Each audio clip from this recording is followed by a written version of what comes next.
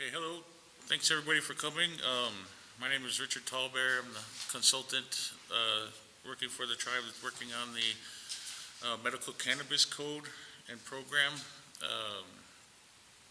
The code that we're going to be going over tonight was done in cooperation between myself and Assistant Wapton Legal Department and a contracted attorney out of Minneapolis as well. So my background is I've done this for several tribes, worked with them on cultivation, the ordinances, and all that that it takes to start a medical cannabis program. I myself had a medical collective in California and have lots of experience doing that. So I'm here to present the Assistant Wapton Oyate Medical Cannabis Code. We believe this is, once again, this is just the first draft, and this forum is a way for the community to give input. I know every district rep has copies, the DCA has copies, judicial committee has copies, and they should be being distributed. If anybody would like a copy, they can email me at rtallbear@icloud.com, and I'll have copies available in the chairman's office as well of the code, and I'll try to get it into copies into the other offices if anybody wants to stop by and get a paper copy. So so basically it's like any other civil ordinance. We know the state of South Dakota has just enacted a law and done the civil ordinance themselves. Their final rules for their program coming out within 2 weeks, and their medical marijuana program starts.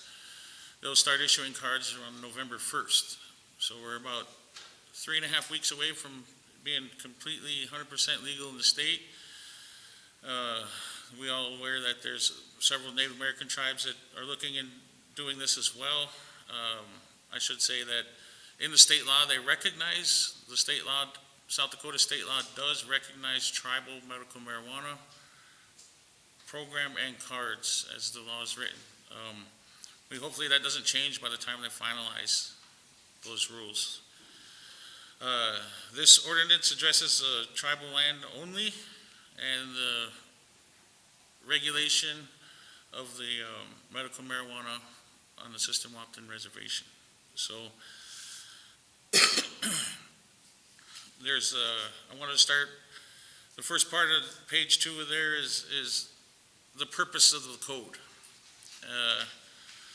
Number 4, this code is to civilly regulate the persons and lands within the reservation, to protect and promote the health, safety, and welfare of individuals and entities on the reservation with respect to medical cannabis. It's to ensure seriously ill people on the reservation have the right to obtain and use medical cannabis for medicinal purposes, where that medical cannabis use is deemed appropriate and has been recommended by the medical practitioner in a bona fide practitioner relationship.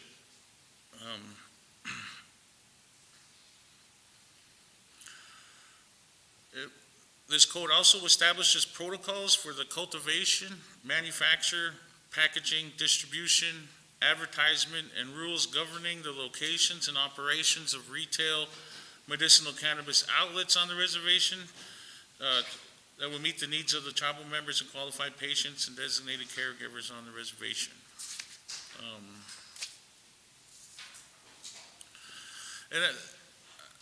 At this time of I know there's a lot of questions in what I just said, and that the purpose of this code. So I'm going to stop every now and then and ask if there is questions, or if there is a question, could you raise your hand, or Tom, if there's a question from online. The purpose of this code is to regulate medical cannabis program on tribal land, exactly like 46 states have done in the United States, including South Dakota. I believe City Assistant has their civil ordinance almost ready and done, as well as every other town near the reservation right now. So what this code also does is authorizes medical cannabis on the System Waptin Oyate Reservation. The Section 3, Paragraph 1, the Tribal Council of the System Waptin Oyate Reservation hereby authorizes the System Waptin Oyate Medicinal Cannabis Program, which shall operate within the boundaries of the reservation and shall be implemented in accordance with the code. Any applicable regulations and any compacts or agreements between the System Waptin Oyate and other government entity. This Tribal Council of the System Waptin Oyate authorizes possession and use of medical cannabis within the boundaries of the reservation, provided that the medicinal cannabis is used in accordance with this code and accompanying regulations, and the card holder does not possess more than the allowable amount of cannabis. The allowable amount of cannabis is, there's a number on there now that says 3 ounces in any 14-day period. Within the state law, that's very similar. Some states don't regulate it. In Minnesota, it's 1 ounce per day. Colorado could be up to 3 ounces per day. It's a total judgment call. But the formula they did use in terms of a patient that needs a large amount of cannabis, it's about that 3 ounces over a 14-day period. So that's kind of the middle of the road. But that's one of the things we'd be seeking input on. There's people that are terminally ill that use a lot more than that. So, having this regulatory body in situations like that, they would be able to make considerations. And that's really what this code does, is create the regulatory framework and also a regulatory body, which would be called the Cannabis Commission. Commission acts like any other commission, where they, do background checks. They regulate the industry, the cultivation, the sale, the cards of the program. And that's what this ordinance and code does, is create that regulatory authority of that commission. Is there any questions? One off of Facebook or YouTube channel is, if you're going through all of this for medical, why not recreational? That's a tribal council question for me. This is, in every state where there's been recreational, it's started with medical. That's always been the purpose of marijuana, is the medical, to help the medical people. Then they start looking at the taxes. You want to create the medical system first, because it creates the regulatory framework, the testing, the fees, the applications, the whole regulatory process. You can start on a smaller scale with medical and then apply those to when you get into recreational. Because many of the rules are the same. The ordinance would be the same. The only difference in states where they have both medical and recreational is the price. Recreational always has more taxes attached to it, and medical is traditionally been run as a non-profit sort of model. Even in the state of South Dakota, medical marijuana is not taxed. The state is not taxing medical marijuana. So, which is probably a surprise to most people. Recreationally, in that law, before it was stopped, it was 15%. So. And is there any regulations now on the term of medical usage? I mean, is it terminal? You have to be terminal, or what are the? Within the ordinance, we have qualifying conditions. The state has their qualifying conditions, and it's up to the tribe and what they list as their qualifying conditions. What we listed in the ordinance were the top qualifying conditions that affect the Native American population. If you look at the qualifying conditions from other states, it's the same way. They don't address the majority of health problems that Native Americans have by the data. And I know in Minnesota and other states where tribes have had to create medical marijuana programs, it's because they're not being served adequately by the state's program. And that's what I would see happening here as well. If you look at their law and their conditions they're allowing for medical marijuana, it's very limited. And since they're the ones that made it civil regulatory, then the tribe can determine which medical conditions that they'll allow medical cannabis for. I got one more question. How soon will the council review this forum, or any questions or anything like that? How long would it? You know, the timing, there's a judicial committee, there's DCA has it, they're going to take it back to their districts. Every council person has it, they want to take it back to their districts. I guess until everybody feels comfortable that it's final and want to move forward. I know that there's nothing stopping us, honestly, from doing it very quickly. If you look at because this, as we stand right now, it's been through the legal process, and now we're just getting, we're tweaking the specifics. So I hope it would happen quickly.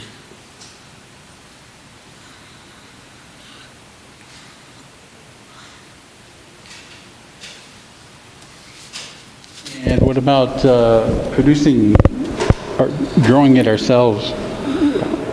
So in every ordinance, you know, the state of South Dakota allows personal growing for medical use. They also allow cultivation licenses, processing licenses, manufacturing, transportation, retail. And that's what's in this ordinance, is to create a commission and an infrastructure to administer and regulate those licenses, those growers, those retail people, all those people that want to take part in the business. You have to have rules and regulations that they have to follow, and that's what comes after the ordinance and the code and regulations. So there's separate regulations for cultivation, for dispensary, processing, for testing, and those are all pretty much industry standard. We used a lot of them from my experience in California, which is the most highly regulated state that does medical marijuana. So there will be opportunities for licenses for anybody, you know, any tribal member that wants to get in any aspect of the business. So.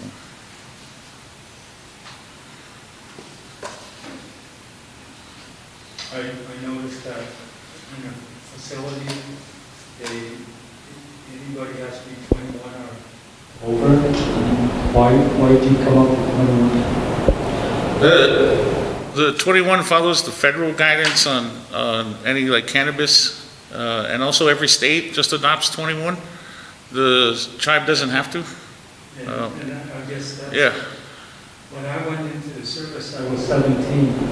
You know, I couldn't even buy a beer in Minnesota or any place. But I damn sure could work out for this country at 17. And most kids turn 18, so, and we have a treaty. I think we're one of the few tribes in this country that has a treaty with the United States. I don't agree with the 21. I think it should be 18. And, you know, there is allowable for children under 18 to be medical marijuana patients.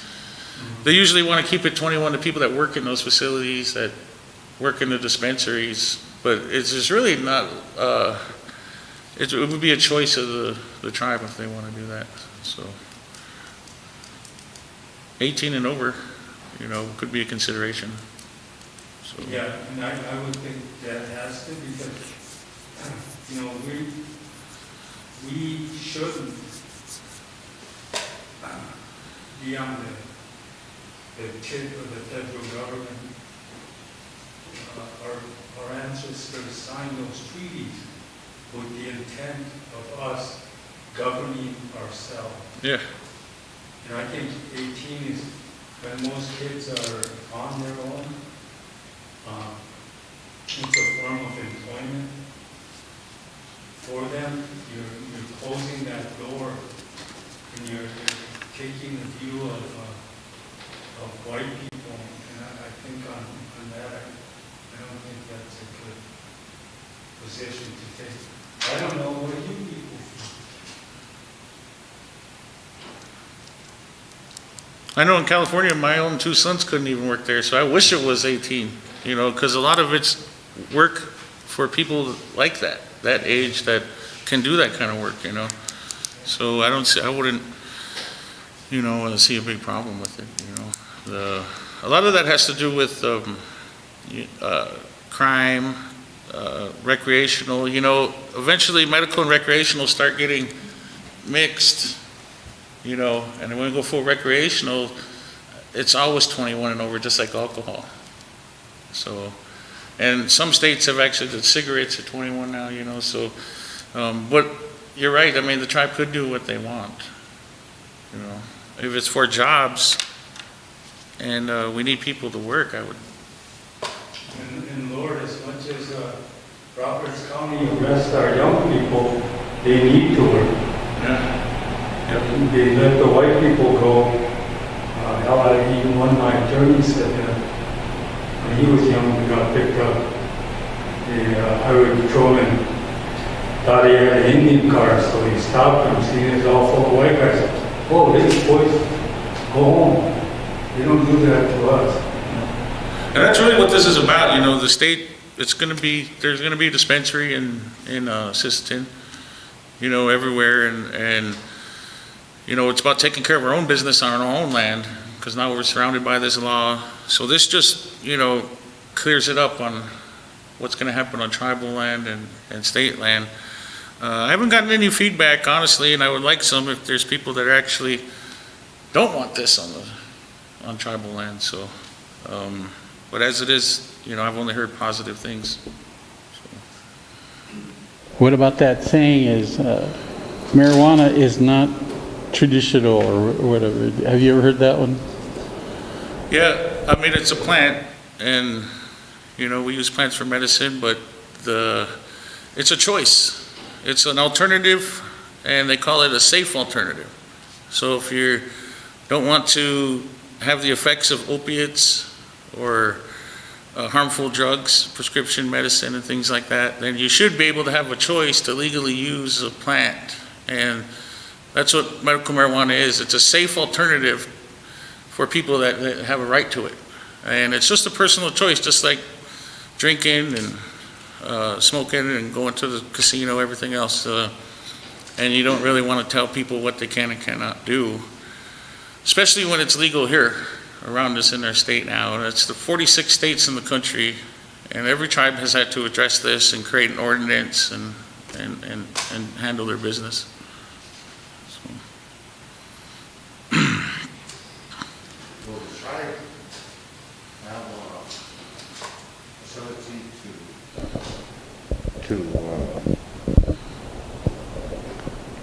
to grow cannabis, and will their program be developed in the community college for the hemp program and for producing medical marijuana or personal marijuana?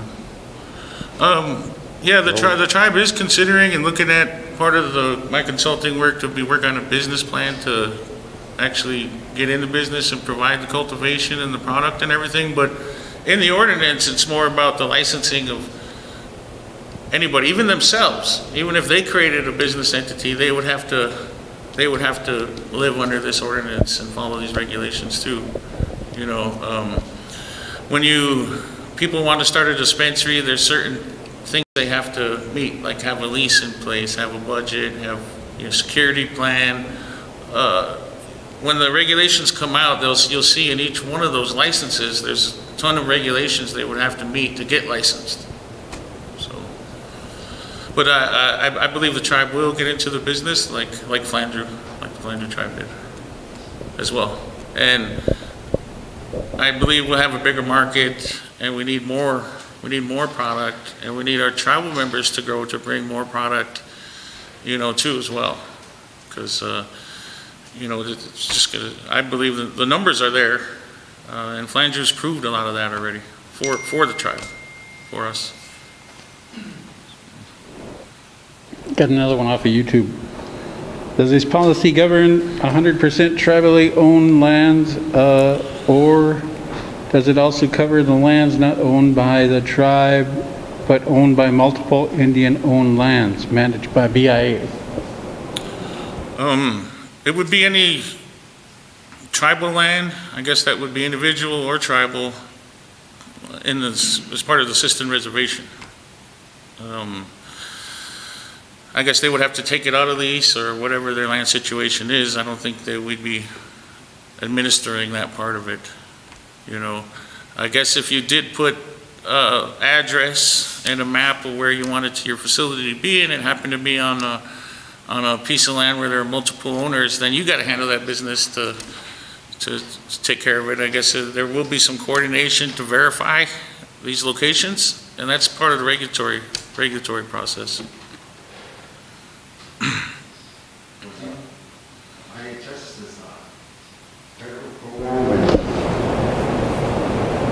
person, will they be able to get an approval from them? If the federal government doesn't recognize cannabis as, well, they haven't approved cannabis to be legal. Oh, so we did talk to IHS, and it's only if you're in that program where you're being monitored, the opiate program, to where you have to be drug tested. Otherwise, any other prescriptions or any other normal business, it wouldn't be affected. So, I mean, that program is for people who abuse opiates. You know, maybe they should be doing medical marijuana. So there's going to be a personal choice of anybody if they say, well, you're going to take me off those if I test because I'm in this program. But they're not just going to go and test everybody every time they get a prescription. It's only if you're in that program, a specific program. I was thinking maybe replacement surgery. I didn't care for my body and everything. And that's really what pushed in every state, you know, if you watch statistics on overdoses and opiate abuse, then the state goes medical marijuana. I mean, it's a natural, they're looking for tools to fight that and combat drug abuse. Medical marijuana is one of them that does work, you know, and it's safe, you know, because it's, you know, that medicine has been prescribed and it's dangerous. You know, but there's a little more freedom with cannabis because it hasn't killed anybody, you know, so. So you're saying that marijuana can help you get off of opioids and stuff, then why don't opiates, so why don't they stop testing for that then and let them smoke? And maybe it would help them. The Like VA, he said, you know, he didn't like taking the pills. Maybe you'd rather take an edible or smoke marijuana. they've been trying to test that case and they won. The Veterans Affairs can prescribe medical marijuana in medical states now and pay for it, but it was stopped. That law passed and everything, and it was stopped by Jeff Sessions. And it would have to take Biden to pick it up again. And that's what was pushing it through the kind of the federal channels, was they wanted it for PTSD. It's been found as, you know, very effective for veterans with PTSD, and they need a lot of it. So cost was a big issue. So they wanted the VA to pay for it, and they won in court, and the VA approved it, and all of that. And then it was stopped by Jeff Sessions. So, but yeah, I mean, yeah, you're right. They should be. I would say they're talking federal legalization now. A lot of that has to do with research, you know, getting it into pill form and dietary supplements and things like that. And I think it's coming. But right now, you know, you have to regulate it. And that's the first step. And that's what this is regulating that on the reservation there. So. On page 5, It lists What page? a whole file. It lists a whole list of debilitating medical conditions. Those are the lists that come up as most affecting Native American population. And it includes the list that the state of South Dakota has in their qualifying medical conditions. And if you look at this list, there's about probably 40 states medical marijuana programs where all of these are in there as well. You can change that list. If there's something you want to add, particular ailment, that's what these, they could amend this code, obviously, as they learn that, you know. So if it's not on there, then you just have to give some feedback and let them know, because, and it's really up to your doctor too, because right now, doctors, there's millions of people that have already been prescribed with all of these ailments already. So medical marijuana is kind of like, is it beneficial if you have these? It's not, you have to have these to get medical marijuana. If that makes sense. So. Where's the data on that? I've been trying to educate myself on medical marijuana because I know little or nothing. And so in order to create a law, you have to have data. How many people have muscle spasms? How many people have Alzheimer's, Parkinson's? I mean, A lot of people do. A lot of people have PTSD, anxiety, pain, diabetes. If you look at that list, I mean, unfortunately, all of us are gonna have something on that list, you know. So the data is all there because, you know, these are the highest incidences that affect the Native American population. If you want the data, then I would say I could probably send you the Survey Monkey. There's been every state, even the state of South Dakota did a survey. where's ours? Where was our survey? This is based on, so, like Dave was saying, we control our program, we make our rules. This is a culmination of a lot of different states, and this isn't final, you know. If you're saying that we just, like,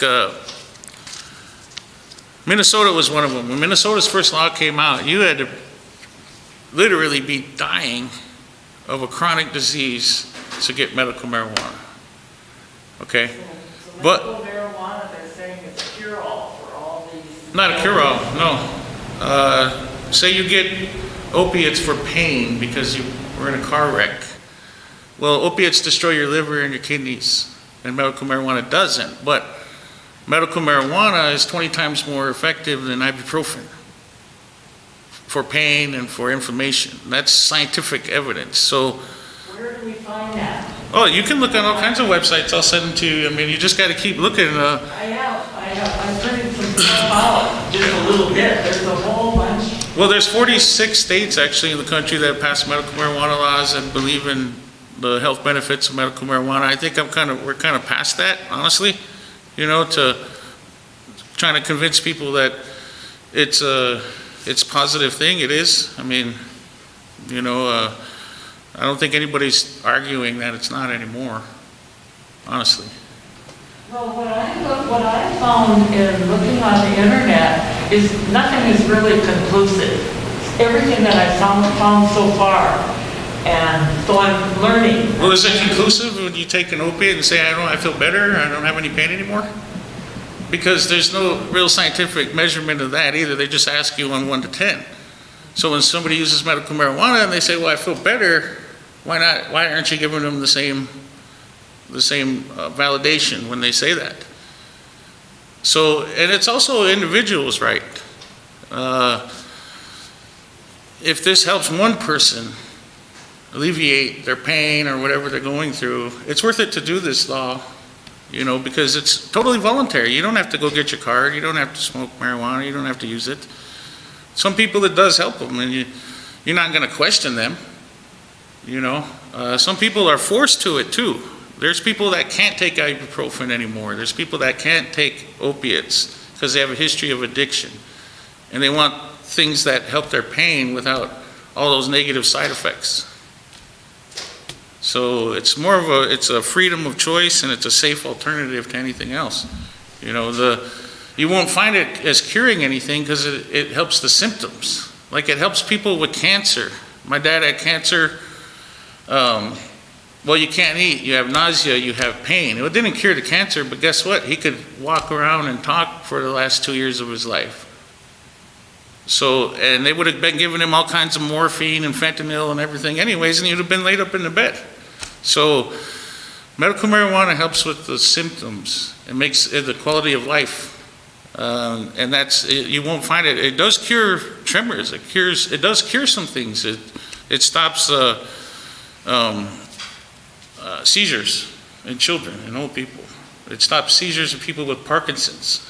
And that's video evidence, scientific evidence. So it's been proven, there's a medical study by Harvard, if you want to look it up, it's been proven that THC kills lung cancer cells in rats. So all the major scientific publications in the country in the last 5 years it's past debating whether it's helpful or not, you know. And it's mainly preventative, you know, like stress. If they say a lot of everybody's health problems come out of stress, well then they're giving people, you know, that they're giving people like anxiety meds when they probably shouldn't even, they could just have some medical marijuana. And those anxiety meds are messing up their entire body. So it's a safe alternative to pharmaceuticals. The term medical makes it seem like, well, he brought up federal law. I was at the council meeting when that question was asked of the CEO. Will they issue medical cards, IHS, and the answer was no. So where does one get a medical card? Because federally it's still illegal. Yeah. And so how does that issue fit into the law, our law, if in fact it's passed? Well, not everybody goes to IHS, first of all, and you can go to another doctor to get a medical recommendation as well. And where would that be? Who's issuing those now? So in the ordinance, and what every state does is there's online providers that do telehealth. And remember, you're the one telling the doctor, I got some pain. And the doctor is saying, well, it's been scientifically proven that medical marijuana relieves pain. Would you like that? It's pretty much how simple it is. You know? You get high from medical marijuana. Depending on what the type it is, yeah, but you don't get high from CBD, you don't get high from CBG, you don't get high from a lot of things. But you definitely get high from opiates, you know. So that's what creates a dependence, you know. But marijuana has been scientifically proven it's not physically addictive. Opiates are. Opiates don't cure anything. All they do is create a euphoric feeling that allows you to forget about your pain. Yeah. And that's where that comes from.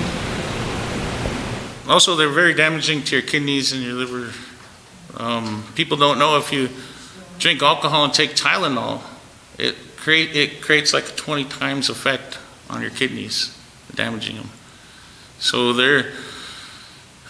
more and more data is going to come out. If you want, if you put your email on that sign-in sheet, I'll send you some data. There's some really good. Project CBD is a great, if you're against people getting high, well then Project CBD. CBD doesn't get people high, but it helps them with their diabetes, their pain, anxiety, insomnia, all types of health problems. But what's been proven is THC helps with cancer. It helps with the serious health ailments. And it does get you a little high, but nobody's complaining when they get high from anything else that they get at the hospital. So. That helps shrink the tumors. Yeah, that shrinks tumors on your skin and lymphoma, and that's all been proven. So I think the reason you know, it's been held back is the pharmaceutical companies have done a good job of holding information back, but it's already, you know, it's to the point now that it is going to be federally legal. And Chuck Schumer said by the end of this year, they're going to get it done, so. But on the saying it's federally illegal on federal land doesn't really apply anymore, because it's federally legal everywhere. Whether it's Indian land or state land, it doesn't matter. The federal government is allowing each state make their determination, and they're actually respecting tribal sovereignty and letting the tribes make their determination. So. Got another question. And I'm kind of going to edit it a little bit too. So I don't know in the, what do you call it? What we have right now, is there going to be taxation on that will come back to the tribe if somebody else is going to sell it, a tribal member, or how does that work? Yeah, you have to support the program by having license fees, application fees, a tax. So you could call it what you want. You could call tax a lot of different things, but it's paying for the license, you know, and for that right. You know, so yeah, there'll be fees associated, and that's whoever does, across the board, you know. And those, in most states that allow medical marijuana, they earmark that money. So a lot of states, every state puts it towards drug treatment. First off, like meth and opiate treatment. And then like California, they'll give 30% to the police and 30% to the fire department. And so they make a revenue allocation plan for the marijuana proceeds. And that's something that districts and the council would have to determine where that money is spent once it's made. So. I know it's especially when we made in 120 days. What was the first day that starts? Yeah, that's just some carryover from the language that the first lawyer did. You know, if you look at the timeline of the committees, every single committee that we had and all that, it could go out to 120 days. And a lot of this work, you know, they did want to get this done earlier in the year, but now it's kind of happening faster. So I would say, you know, I know we could get the rules and regulations and everything that would be in place, but it's depending on what the community, if they want more input, more meetings, you know, I think that's what it'll be if they ask for that. I think there's a lot of support and like any other legal thing, it's been through the legal process already. So. You told me by email, Yeah. and thank you for sending me what you sent me. Yeah. You told me that 5 districts had already approved something. Yeah.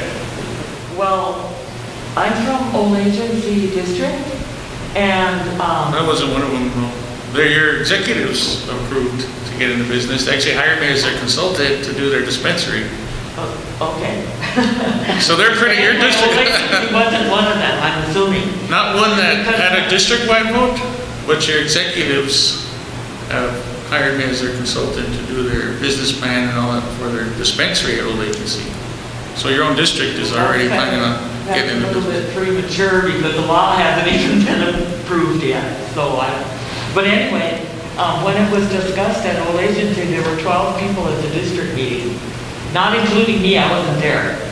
So we have like 1,200 members, and I think that the district should be well educated on the pros and cons of it, and then decide whether they want to approve it or disapprove it. I don't make the rules for the tribe to how they do that. I mean, you're in your district, you could probably get them to do that. I don't know. The majority of people in South Dakota voted over this and it passed. So I voted mean, against it. all the react like that.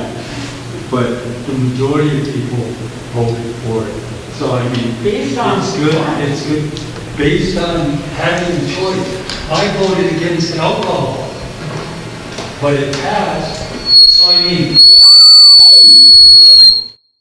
you have a say, and when you lose, you accept it. So I gotta jump to my car, jump with all the drugs I passed by, and take the risk.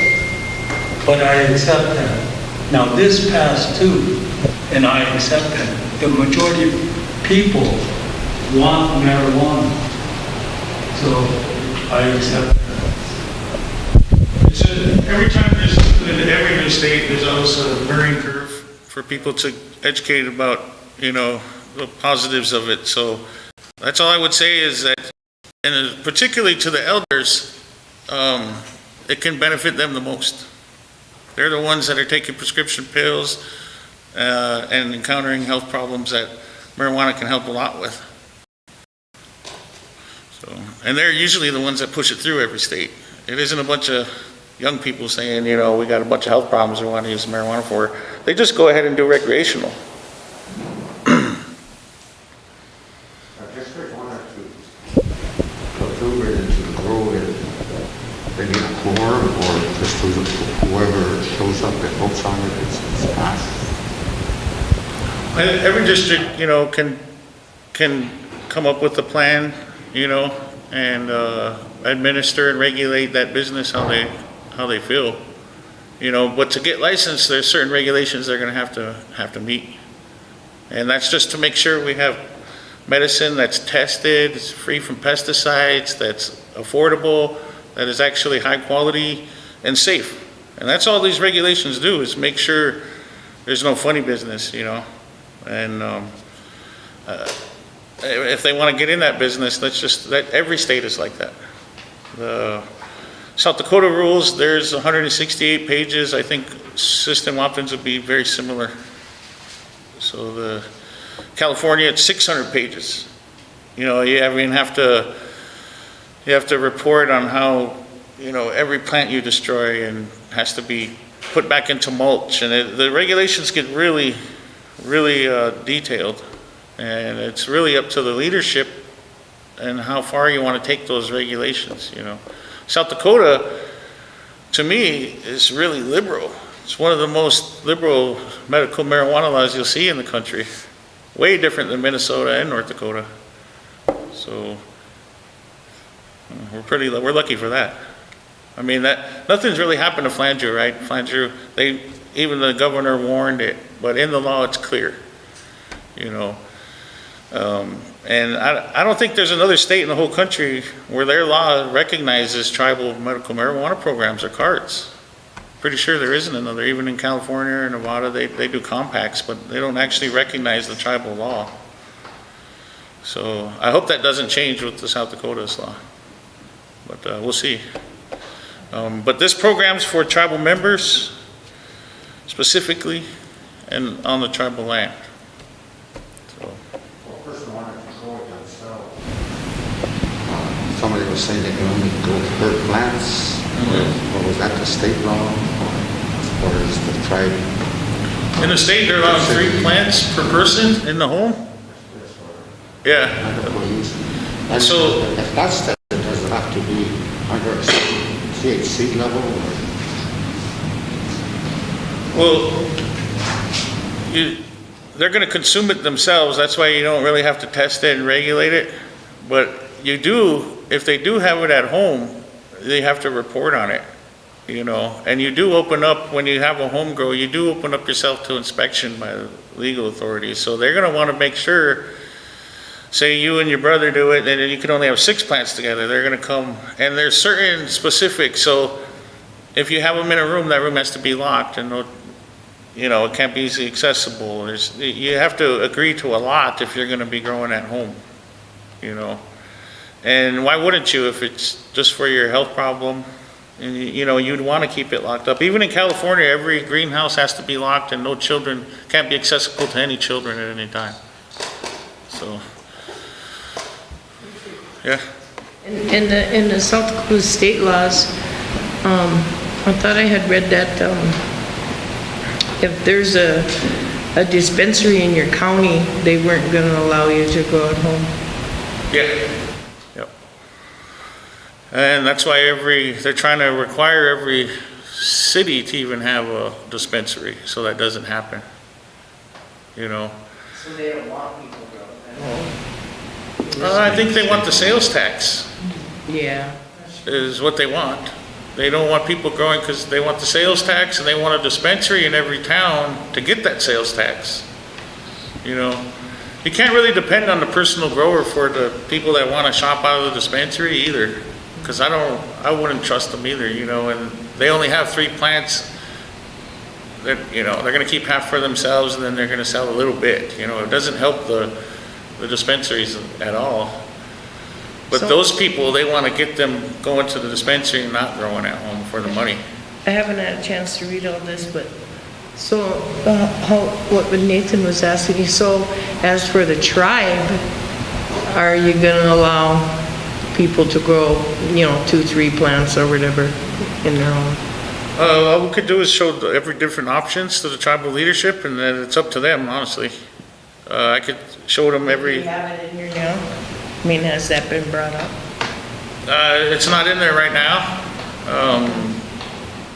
And that's because a lot of this was taken from the original contracted attorney. It was taking a lot of out of the hemp, and personal growing of hemp is a license. Yeah. You know, so even in California, you could say, well, what if you did want to grow for yourself? Do we just say everybody has a right, or do we actually say, well, now we got to give an individual license? And that's one of the next conversations we're going to have in these regulations, you know, as to how to manage that. So, yeah.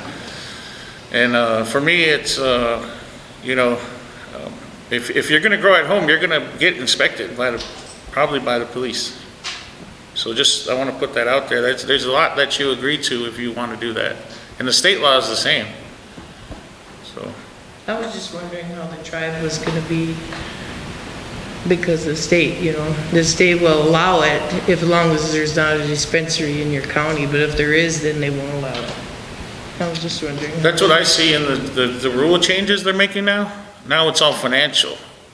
Now they're saying, how do we get the most out of this program? And they're gonna tweak it like that.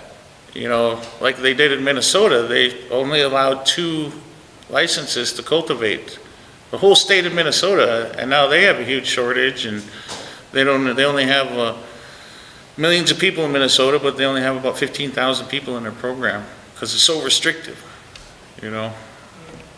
But now they just changed their law to allow flowers, and they're building 15 new dispensaries, because it's demand, you know? A lot of people wait for marijuana to be legal to actually use it, you know? That's why people run out. That's why every dispensary runs out a few days after it opens. So, yep. This whole issue is complicated.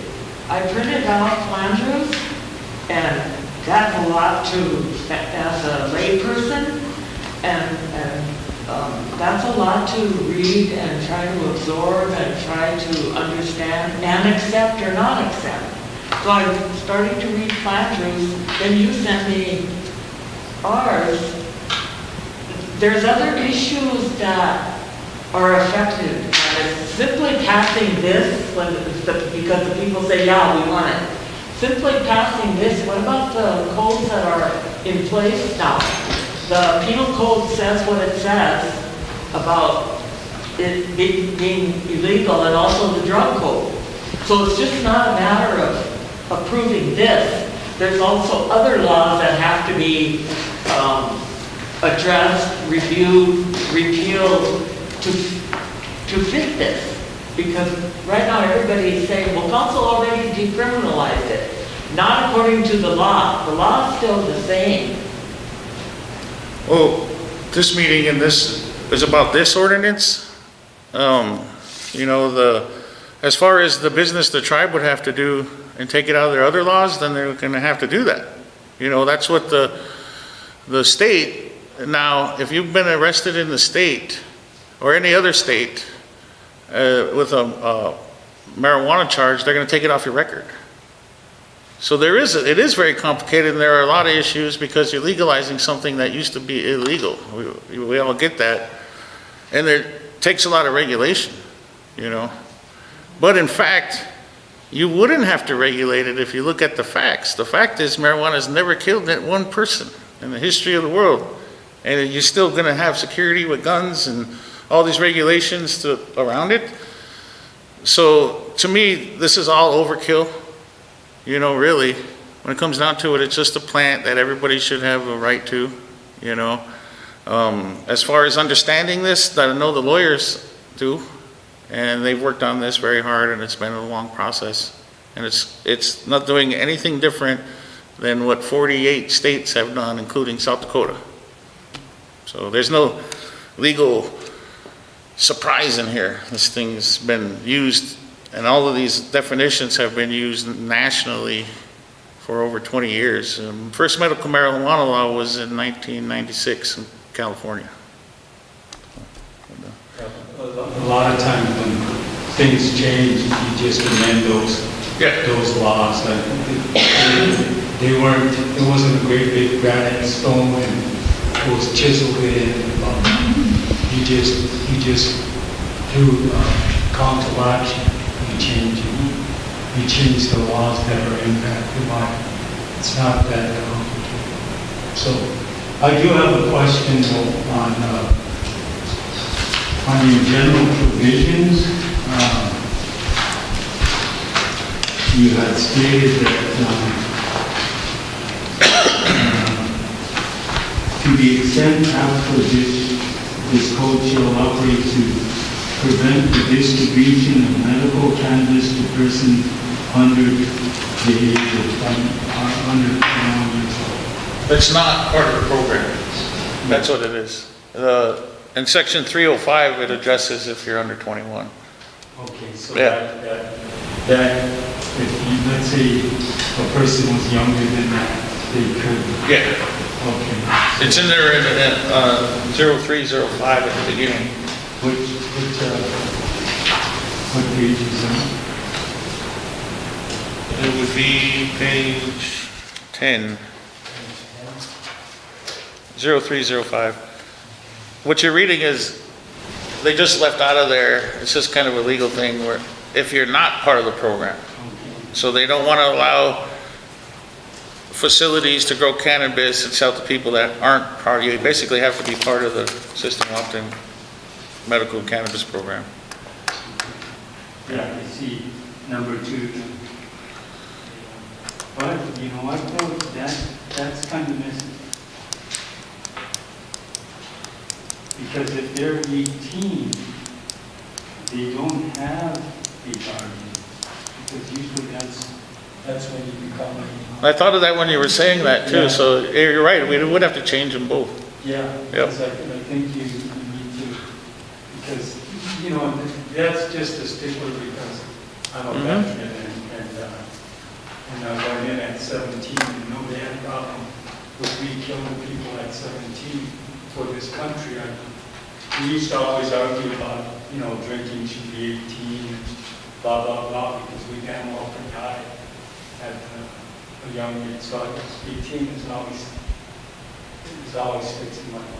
And, I'll argue for those 18-year-olds. Because they don't send old guys like me to work. They don't want us in there. They want young blood. Yeah, it's kind of funny when you allow children to use it, but then you're gonna say, you gotta be 21 to sell it or work there. Yeah. Yeah, so, but we control the tribe is the civil regulatory body of the council is of the tribe. Not the state, not the feds. Civil regulatory authority is with the tribe. And that's, you know, Christy Nome found that out already, you know, she hasn't done anything to stop it, once it's in there. So, just like gaming, that's why we have gaming, you know, they had lotteries and horse tracks and all that, and they put it in the civil arena and then we could, so. Very similar too, if you look at casino and the regulations for a casino and the regulations for Cannabis, very similar, 21 and over, cameras, cash, security, all of that, all those issues are the same. So,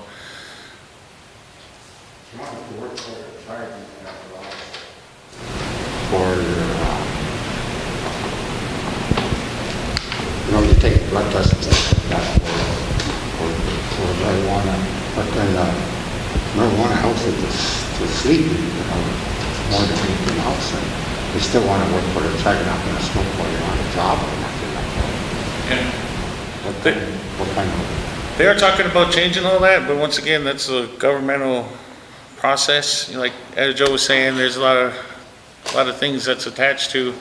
I do know most people don't test for marijuana anymore, unless there's an accident. And the state, so when the state did their law, the state addressed it, and they're no longer testing for marijuana on their drug test because they created the state law. So what they're saying have to remain tested is health and safety. So your police, firemen, EMT, teachers, school nurse, anybody that in the health and safety of the community, those jobs should still be tested. So anything else like working at businesses or, and the reason is it's actually scientific because there's no way to test the level of THC in your body to cause impairment. All you can do is test positive for it. It might have been 3 weeks ago. So you can't treat it the same as alcohol. When they do a breathalyzer, it goes 0.1, 2, 3, 4. They can put a measurement on what it's done to you and made you impaired you. But you can't do that with THC, and the state law addresses that. So.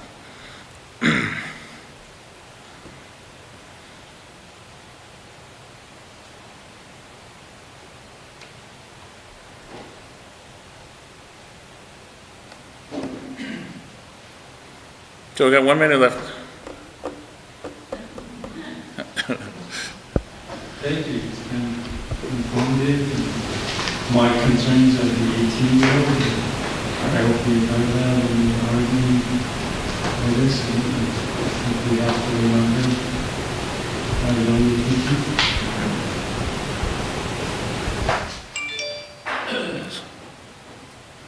people. Richard, would this be like the first reading or first forum? Is there going to be another one?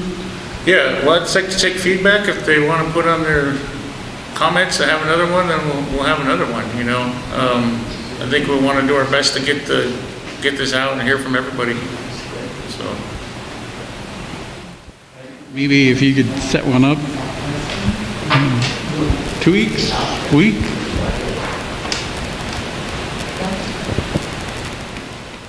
Bob?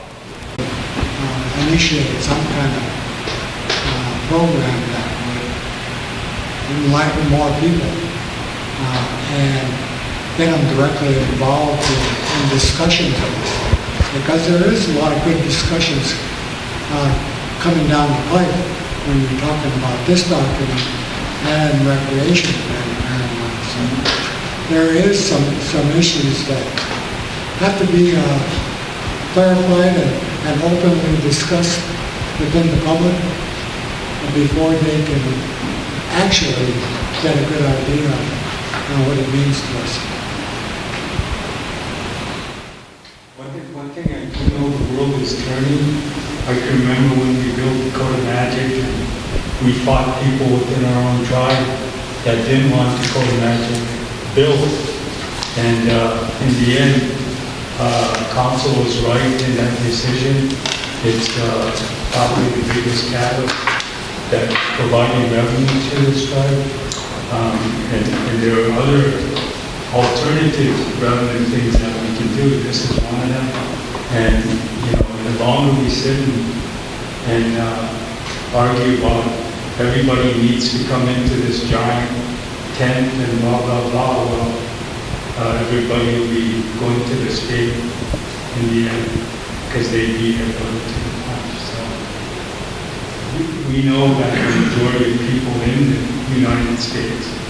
I think it's 65% approval of marijuana use.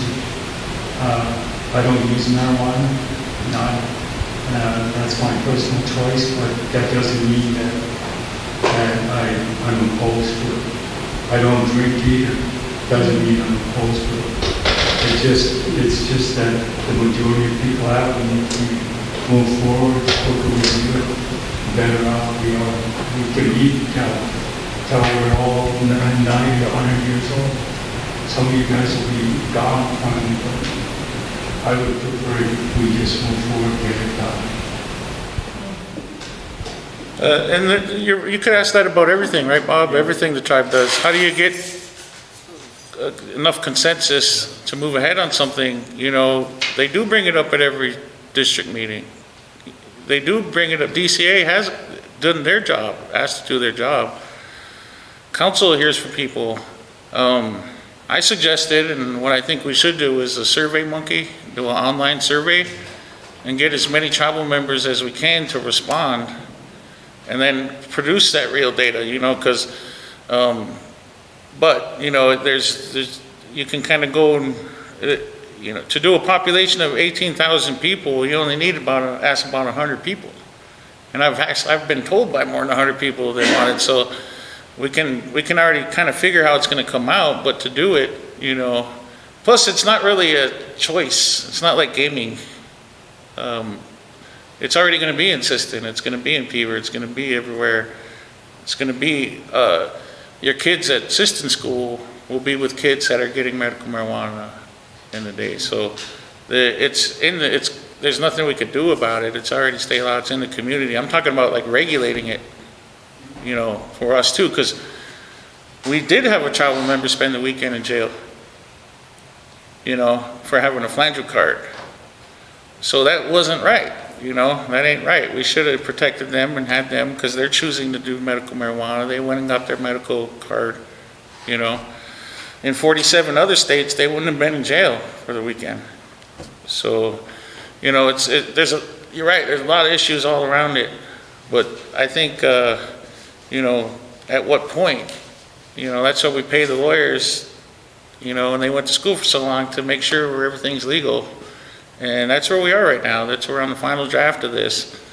And it's pretty simple. Once you read through it and get an understanding that it's just really highly regulating cultivation, sale, and a medical marijuana program for the benefit of the tribal members, you know. Suggest, I just have one quick question, Richard. How close are we, or how close is the tribe getting to addressing the penal code changing to accommodate medical marijuana? The what code? Penal codes in court systems?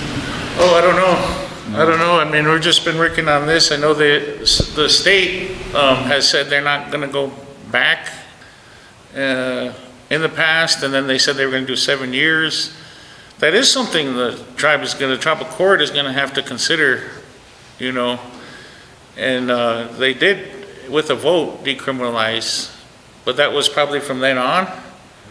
So we do need to address all these people, you know, that have been charged with marijuana, and every state does that. If you look it up, whenever a state's on a timeline, they actually start releasing prisoners as well, out of state prison and stuff that have been charged. South Dakota isn't doing that because they want to keep mainly Native Americans have been charged with cannabis and marijuana in South Dakota, and they want to keep them in there. They want to keep charging them. 90% of the traffic stops of a Native American in South Dakota is because they smell marijuana. So they can't do that anymore. That's the one thing the Highway Patrol Association has acknowledged, and all the Department of Public Safety, is that the smell of marijuana is no longer, what do they call it? You know, probable cause to seize you and search you and stop you. So, yeah. Yep. one suggestion, maybe do a survey at the elderly at the Magic on the 12th? 14th of that. 14th? I thought it was 12. You- Was it? Well, that wouldn't be really random. I'd rather put it online and then distribute it evenly But because there's you- going to be elderly people. there. Yeah, but you're gonna get people that say, we don't have internet, we don't have a phone, we don't read the paper, we don't do this and don't do that. This way you'll get majority of the elders. Yeah, I think, do both. You know, get as many responses as you can, as long as they're equal to the percentage of people that they represent. So, I think though, when you ask them, and when you then ask them what kind of pain medication they currently are on, I think that needs to, whether it's Vicodin or something along those lines, because I know that was it Purdue, that big pharmaceutical that was sued, they lost, then they turned around and filed bankruptcy, and all the uppers, they walked out the door with hundreds of millions of dollars in their pocket. So I mean, those are the people that are controlling the majority of thought in this country. plus people don't like to admit they've been doing something illegal. So the question is, would you like to to have the option to use medical marijuana for your health problems? And most people will say yes. So, it's all how you frame the question and you know, they've had votes. I don't know how different we are than the people of South Dakota, or how many, you said you voted in the election and you voted against it. So you were already represented in that vote and you've had your opinion known in the state. So how do we get that with the tribe? How many tribal people already voted in the state election for it or against it? So, yeah, we'd have to come up with a pretty detailed survey and get it out to a bunch of different people, you know, to get a real true feel of it, so. Just to comment on that vote, why that I voted no. My basic feeling or thinking is that our people should be clean and sober. That's my thinking, because I know that, I'm suspecting that medical marijuana is heading toward recreational marijuana. And that gets you high.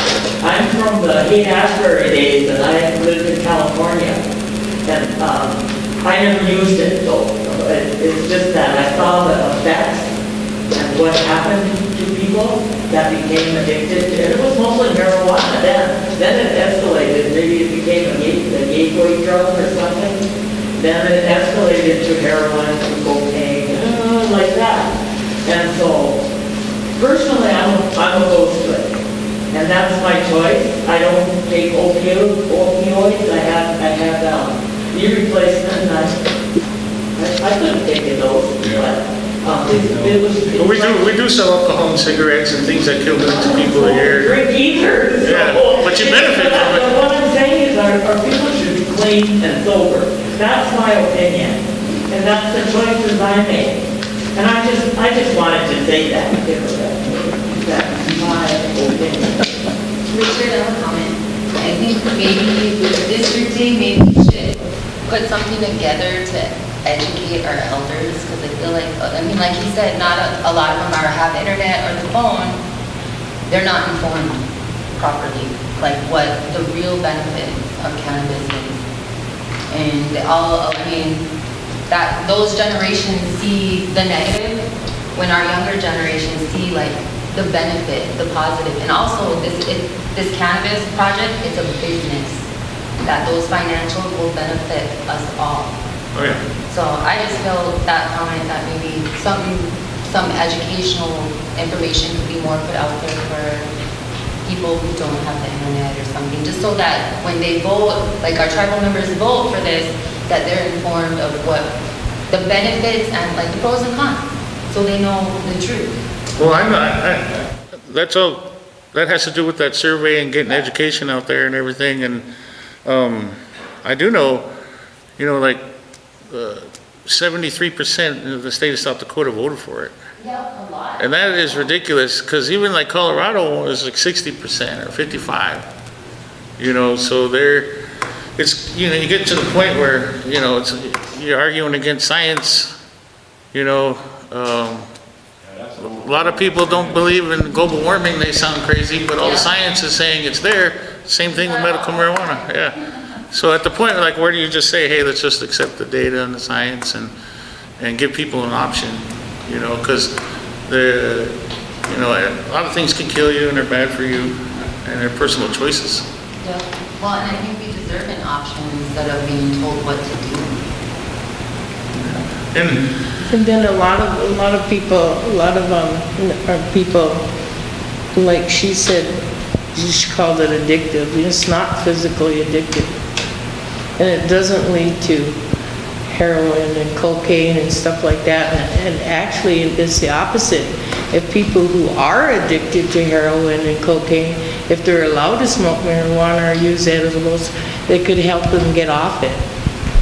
And they are calling it the off-ramp now. The gateway drug is alcohol, that's what people requested. And a lot of how, she felt was used as scare tactics, back in the day. One thing, I'm in the same boat as her as far as not using stuff, but you know what if I get cancer? And I want an alternative to taking those pain pills and stuff.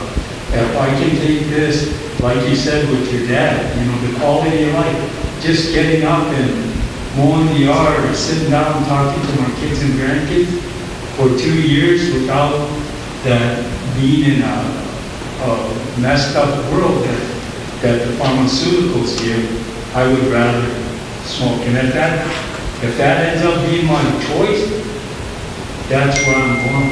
I'm going to smoke. I'm going to, or whatever avenue to get THC in me so that I can function and live a quality of life up until I have. So then, but I do give thanks that I have good health and this and that, but we're not guaranteed anything. And that is how it happens. Most people are against it or never did it until they need it. Just like all medication, except this one doesn't hurt people like most of the others do. Also helps with your appetite, inhibitions. I would be close to the county or the state to provide for we're making it ourselves to pass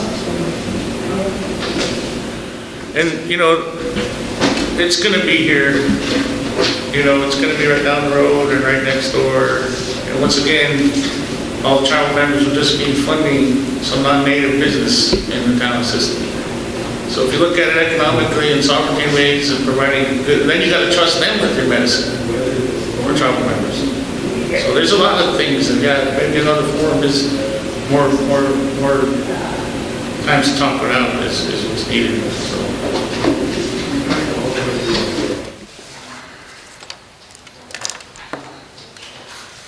Thanks a lot, Richard. Yep.